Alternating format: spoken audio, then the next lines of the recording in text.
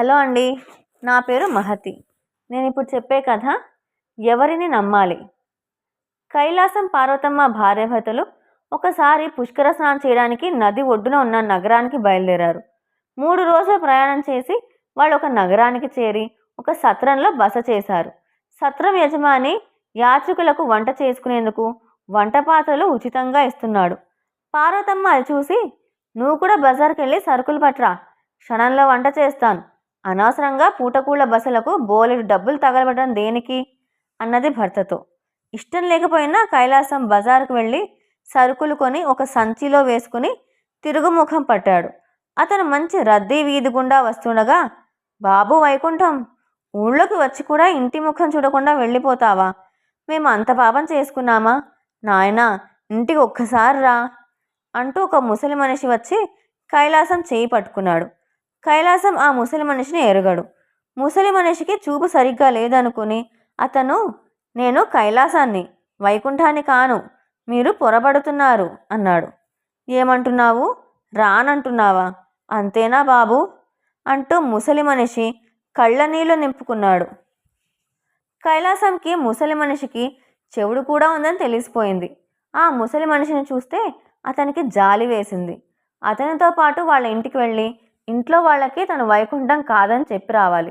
లేకపోతే ముసలి మనిషి వైకుంఠం కనిపించి కూడా వెళ్ళిపోయాడని ఇంట్లో చెబుతాడు. అనవసరంగా ఆ వైకుంఠం ఎవరో కానీ అపవాదు పాలవుతాడు.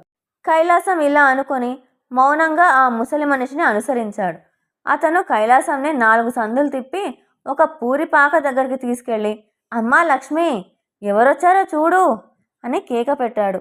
లోపల నుంచి 4 పిల్లలతో పాటు చిక్కి శల్యమే ఉన్న ఒక ఆడమనిషి వచ్చి కైలాసాన్ని చూసి మొహం వెలిగిపోతుండగా, మీరా, ఇన్నాళ్ళకి ఇల్లు ఇల్లాలో పిల్లలు జ్ఞాపకం వచ్చారన్నమాట, లోపలికి రండి అంటూ లోపల ఉన్న కుక్కి మంచం వాల్చింది. ఆమె కూడా తనను చూసి పొరపాటు పడిందని గ్రహించి కైలాసం లోపలికి వచ్చి ఏదో చెప్పబోయాడు. ఆమె ముసలి మనిషిని బయటకు తీసుకెళ్ళి, నానా, నీ అల్లుడికి పాయసం అంటే ప్రాణం, ఇంట్లో కొద్దిగా బియ్యం బెల్లం ఉన్నాయి, ఎక్కడైనా పాలుకొని తీసుకురాగలవా అని అడుగుతోంది. కైలాసంకి సంగతి అర్థమైపోయింది. తనని వాళ్ళంతా ఆ ఇంటి అల్లుడిగా పొరబడుతున్నారు. కైలాసం చప్పున బయటకు వచ్చి, మీరంతా నన్ను వైకుంఠం అనుకుంటున్నారు, నేను కైలాసంని. ఈ ఊరికి ఈరోజే మొదటిసారి పుష్కర స్నానం కోసం వచ్చాను. నా కోసం సత్రంలో నా భార్య ఎదురు చూస్తూ ఉంటుంది అన్నాడు. ఆమె ఆ మాటలు విని నిర్ఘాంతపోయి ఆ తరువాత సిగ్గుతో చితికిపోయి, క్షమించండి, ఆయన 5 సంవత్సరాల క్రితం అప్పుల బాధ పడలేక మమ్మల్ని మా కర్మానికి వదిలేసి పారిపోయారు. అప్పటి నుంచి మా తిప్పలు భగవంతుడికే తెలియాలి. ఆయన అచ్చు మీలాగానే ఉంటారు, అందుకనే మేము పొరబడి మిమ్మల్ని ఇబ్బంది పెట్టాం. చూసి 5 సంవత్సరాలైంది కదా, మనిషిలో కొంచెం మార్పు వచ్చిందని పొరబడ్డాము అని తండ్రికి ఆ సంగతి అర్థమయ్యేలా చెప్పింది. ముసలి మనిషి కూడా నిజం తెలుసుకొని ఎంతో నొచ్చుకున్నాడు. వాళ్ళ దీనస్థితికి కరిగిపోయిన కైలాసం వాళ్ళు ఎంత చెబుతున్నా వినిపించుకోకుండా సరుకులన్నీ అక్కడే విడిచిపెట్టి సత్రంకి తిరిగి వచ్చేశాడు. భర్త కోసం ఎదురు చూసిన పార్వతమ్మ, ఇంత ఆలస్యమైందే, ఇంతకీ సరుకులేవి అంటూ విసుగ్గా అడిగింది. కైలాసం జరిగిందంతా భార్యకు చెప్పి, ఇంట్లో వంట ఎలాగో తప్పదు, ఇక్కడైనా విశ్రాంతి తీసుకో అన్నాడు నవ్వుతూ. ఆ మాటలకు పార్వతమ్మ గయ్యమంటూ లేచి, నేను అనుకుంటూనే ఉన్నాను, నగరంలో నీకు ఎవరో టోపీ వేసి ఉంటారని. పట్టణాల్లో ఎవరిని నమ్మకూడదు, అంతా దగా మోసం, ఆడామగా భేదం లేదు, అందరూ కన్నీళ్లు కారుస్తూ కట్టుకథలు చెప్పేస్తారు. వాళ్ళెవరో నీ మెతకదనం కనిపెట్టి మంచి నాటకమే ఆడారు. ఇకనైనా నువ్వు జాగ్రత్తగా ఉండు, ఎవరిని నమ్మకు అన్నది భర్తతో. కైలాసంకు వాళ్ళు మోసం చేసినట్టు అనిపించలేదు. అయితే అతను అప్పుడు భార్య నోటి కొంత జడిసి ఏమీ అనలేక మౌనం వహించాడు. మన్నాడు చీకటితోనే భార్యాభర్తలిద్దరూ పుష్కర స్నానానికి వెళ్లారు. జనం వేల కొద్దీ ఉన్నారు. స్నానం అయ్యేసరికి జనం తొక్కిసలాట ఎక్కువైంది. ఆ జనంలో ఆమెకు కైలాసం కనిపించలేదు. మధ్యాహ్నం దాకా ఆమె అతడి కోసం నది వద్ద తిరిగింది. దగ్గరలో ఉన్న కోవెలలో కూడా చూసింది. ఎక్కడా కైలాసం జాడలేదు. ఆమె గుండెలు దడదడలాడాయి. కొత్త ఊరు, తెలియని మనుషులు, తనకేమీ ప్రమాదం జరగదు కదా. పార్వతమ్మ ఆలోచనలు పరిపరి విధాలా పోసాగాయి. పార్వతమ్మ కొన ఆశతో సత్రానికి తిరిగి వచ్చింది. ఆమెను చూడగానే సత్రం యజమాని, మీరు ఊరు వెళ్ళిపోలేదా? మధ్యాహ్నం మీ ఆయన వచ్చి మీరు రాలేదని తెలుసుకొని చిన్న కారణంగా ఆవిడకు నా మీద కోపం వచ్చింది. నన్ను వదిలి మా ఊరు వెళ్ళిపోయినట్లున్నది అంటూ తను కూడా వెళ్ళిపోయాడు అన్నాడు. పార్వతమ్మకు కళ్ళు బయలు కమ్మాయి. భర్త వెళ్ళిపోయాడన్న మాట. తన దగ్గర పైసా కూడా లేదు. నది స్నానాలకి ఎందుకని నగా నట్రా ఏమీ పెట్టుకురాలేదు. పైసా కూడా లేకుండా తమ ఊరుకు వెళ్ళేది ఎలా?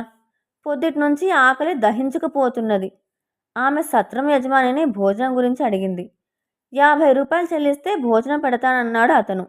ఆ పూట ఆమె మంచినీళ్లతో కడుపు నింపుకున్నది. పార్వతమ్మకు తన ఊరు ఎలా వెళ్ళాలి అన్నది పెద్ద సమస్య అయింది.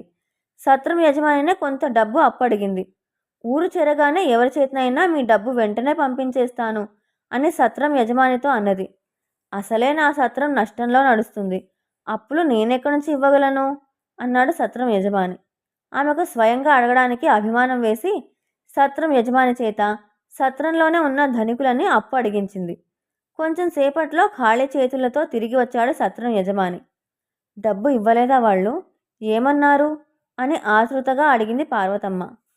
చెబితే బాధపడతారేమో. వాళ్ళు ఇదంతా మోసం అన్నారు. కష్టపడి పని చేసుకోవడానికి ఒళ్ళు వంగక దొంగ కన్నీళ్లతో ఆడుతున్న నాటకం అన్నారు అన్నాడు సత్రం యజమాని. ఆ మాటలు విని పార్వతమ్మకు అవమానంతో దుఃఖం పెళ్ళుబుకి వచ్చింది. ఆమె చేతులతో మొహం దాచుకుని వెక్కి వెక్కి ఏడవసాగింది. ఇంతలో కైలాసం వచ్చి, అమ్మయ్యా, నువ్వు ఇక్కడే ఉన్నావు కదూ, కాస్త దూరం వెళ్ళి మళ్ళీ నువ్వు ఆలస్యంగా సత్రానికి వచ్చావేమో అని అనుమానం వచ్చి తిరిగి వచ్చాను అన్నాడు కొండంత బరువు దింపుకున్నట్టు. భర్తను చూడగానే పార్వతమ్మ దుఃఖం రెట్టింపైంది. ఆమె ఏడుస్తూనే సంగతి అంతా భర్తకు వివరించి చెప్పింది. చూసావా, నువ్వు ఈ పట్టణంలో అసలు ఏ మనిషిని నమ్మకూడదన్నావు. అంతా దగాకోరులు, మోసగాళ్ళు అన్నావు. మోసగాళ్ళు పట్టణంలో ఉంటారు, పల్లెల్లో కూడా ఉంటారు. విచక్షణతో ఆలోచించాలి. నువ్వు అప్పు అడిగిన వాళ్ళు నిన్ను నమ్మలేదు. అవసరం అందరికీ వస్తుంది. దానిని అలుసుగా తీసుకుని అవహేళన చేయకూడదు. ఎవరిని నమ్మాలి అని కొంచెం ఆలోచించాలి. అంతేగాని ఎవరిని నమ్మకూడదని మాత్రం అనుకోకూడదు. ఒక మనిషి మరొక మనిషిని నమ్మకపోతే ఈ లోకం మనుగడే లేదు అన్నాడు కైలాసం. తను సత్రం యజమాని కలిసి ఆడిన చిన్న నాటకంతో భార్యకు బుద్ధి వస్తుందని నమ్మాడు కైలాసం. అది అక్షరాలా నిజమైంది కూడాను.